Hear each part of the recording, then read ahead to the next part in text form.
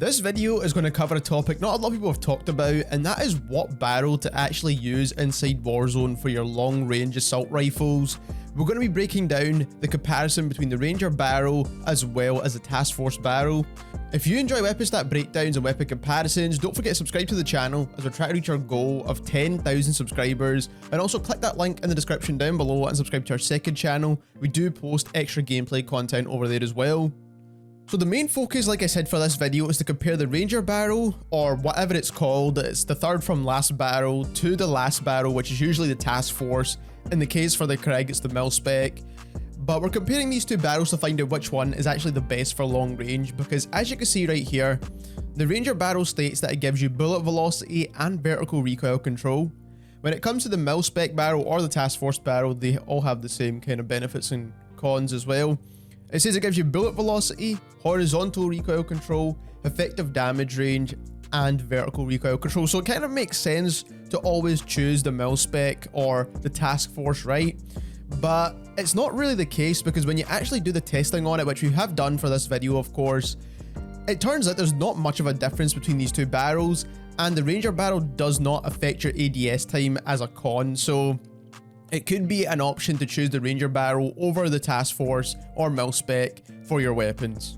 So to give you a quick idea of what we tested, I don't want to spend too much time on this here, but we used the kind of meta builds for each 4 of the weapons that we tested, and we switched out the barrel from the Ranger barrel to the mil spec or the Task Force. So we tested the Craig with this build right here. We also tested the Farah with this build right here as well. So we swapped the Liberator, which is basically the Ranger barrel, with the icemanisaac RPK, which is basically the Task Force. So those are the two we tested for this one. We tested the C58 with this build right here. Again, it's the exact same build more or less, but we swapped out the Ranger for the Task Force. And lastly, we did the exact same for the XM4 as well, and we swapped out the Ranger for the Task Force. Now, people have been asking us about the QBZ quite a lot, and the only reason I haven't been using QBZ testing in our videos is because I actually haven't fully leveled up the QBZ just yet. Once I've done that, I will be making a lot of comparison guides with the QBZ, but as you can see, I've not quite yet unlocked the last barrel or the AGC suppressor yet, so I can't really do much testing on this weapon at the moment. So as I said, we did run testing on this of course, and the first thing I wanted to test was the actual recoil benefits, because as you can see for the Ranger, or the third from last barrel, it says it gives you bullet velocity as well as vertical recoil control. So that is quite a good recoil control benefit, but with the mil spec, it says it also helps with horizontal recoil as well. So I did want to test this to see what the actual difference was. So on screen just now, you'll see a recoil chart which was taken at a 30-meter distance, and this is kind of the range where you would be taking most of your gunfights with your assault rifle anyway. And as you can see at the top in yellow, we have the Ranger barrel, at the bottom we have the Task Force barrel, and I've listed all the guns that we tested as well. And as you can see, there's not really much of a recoil difference when it comes to the two barrels used.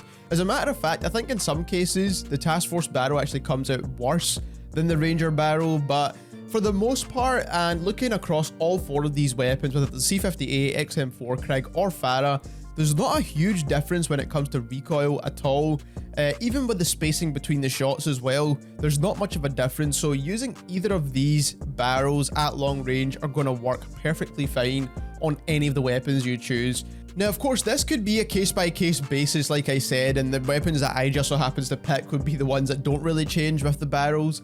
But I will test the QBZ and leave a pinned comment once I've done that, because that's the only other viable long-range rifle that's inside Warzone at the moment anyway. So like I said, the main focus was the recoil, because if the recoil was going to be way worse with the Ranger barrel, it's going to be almost no point in using it. So that's why I wanted to test it, and of course, as you can see, there's pretty much no difference. Now, because these are long-range rifles, the other things we needed to test here was the bullet velocity, because this is one of the main benefits of taking these barrels in the first place. And then also I wanted to test the ADS time. Now, hipfire accuracy, aim walking movement speed, and sprinting movement speed isn't all that important with your long range AR, but ADS time is, because if you aim down sight quicker than someone else, you're more likely to kill them faster as well. And this kind of factors in with your actual practical TTKs. On screen just now, you'll see the bullet velocity as well as the ADS values for all of the weapons that we mentioned in this video. In yellow is going to be the Ranger barrel, and then in pink will be the Task Force barrel, or its equivalent pretty much. So as you can see, when it comes to bullet velocity, at the top here we have the Ranger barrel for all 4 weapons, and the bullet velocity actually came out the exact same. I don't know if this is what the barrel's supposed to do, or if we've just got some frame rounding issues, but we tested this at 465 meters inside the game, and we came out with these bullet velocity values here. Now, when it comes to ADS times, it doesn't state a con to ADS with the Ranger barrel. So as you can see, the ADS will be a little bit faster with the Ranger barrel than it would be with the Task Force. Now, looking at the Task Force bullet velocity, you do get slightly better bullet velocity values with the Task Force when you look at the C58, the Krieg, and the Farah. But when it comes to the XM4, you actually get a slightly better bullet velocity with the Ranger barrel instead of the Task Force. Now, one thing I do want to mention when it comes to these barrels right here, now, you might think bullet velocity, the max bullet velocity is going to be the best, but as long as your bullet velocity is near 1100, that's some of the best bullet velocity values you're going to get in the game. Even some of the sniper rifles don't kind of have these bullet velocity values when you stack them with the correct attachments. So 1100 roughly is a good bullet velocity value. So the Ranger barrel is definitely giving you some good bullet velocity here.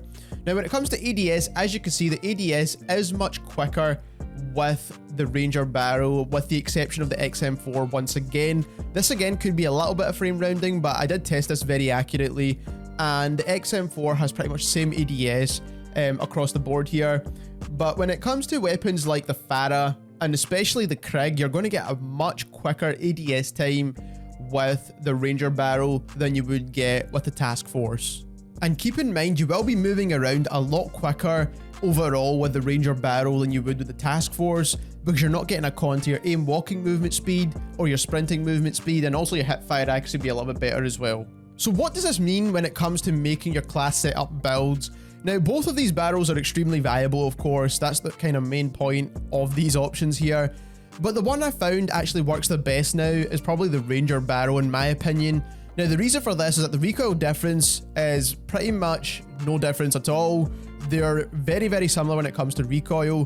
When it comes to bullet velocity, you will get slightly less bullet velocity with the Ranger, which is a given, but is not by much at all. And as long as you're getting that 1100 bullet velocity roughly anyway, you're still going to be hitting your shots at long range. And finally, you'll get a faster ADS, and that's kind of the main benefit of choosing the Ranger barrel over the Task Force or the mil spec or whatever it is, because you will get that faster ADS and a faster in-game practical TTK, because you would have aimed down sight a little bit quicker than your opponent. So it's worth choosing the Ranger barrel over the Task Force. Let me know down in the comments below if you'll be using the Ranger barrel or the Task Force barrel after watching this video. And also, if you enjoyed, don't forget to subscribe as we're trying to reach our goal of 10,000 subscribers, and click that link in the description down below and subscribe to our second channel. And thank you very much for watching.